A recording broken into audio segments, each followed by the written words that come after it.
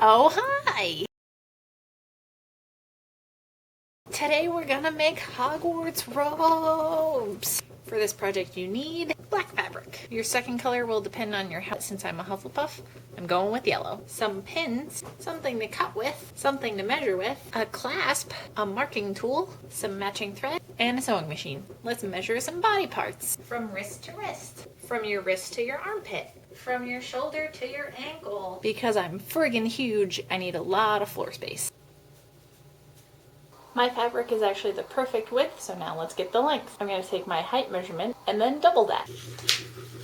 And fold it in half. Now's the part where we use the wrist to armpit measurement. In addition to these side marks here, I marked about 10 inches down from the fold for your armpit. Thank you, Frank. I marked a diagonal line that goes down another 10 inches. So now you're going to sew up here and down this way. Leave the bottom and the cuffs open.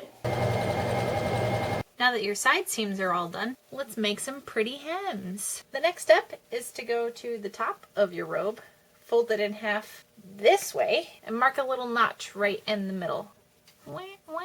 Cut a slit along this fold a couple inches to either side of this notch until you can pop your giant noggin through. Now try it on. Now you take your robes from the top, fold them the other way, make sure everything's nice and flat, and then cut up this entire line.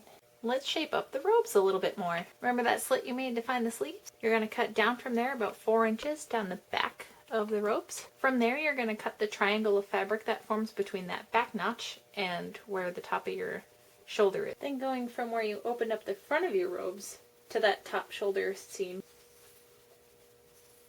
To make your hood, you need a pattern piece.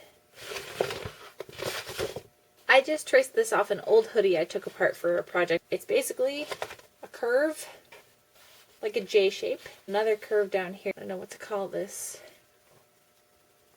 That shape. Just take your pattern piece, lay it down on top of your black fabric, make sure there's 2 layers, and then cut it out. Then repeat that step on the yellow fabric. Do not underestimate the importance of a seam allowance, or you're gonna wish you had a time turner. So you could go back in time and fix it. Take the yellow pieces you cut out, put them right sides together, and sew just along the J shape, and do the same with the black pieces.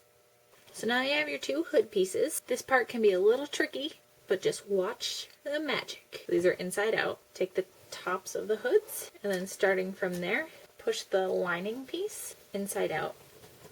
So now the right side of the yellow fabric and the right side of the black fabric are now facing together. Line up the 2 seams at the top and put a pin there.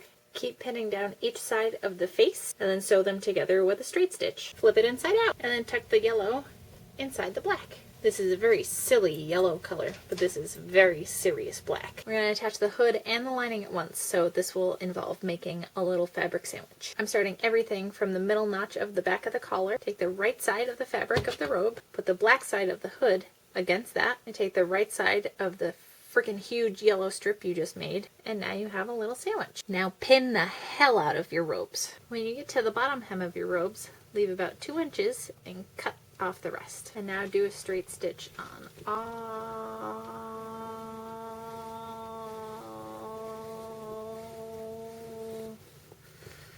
all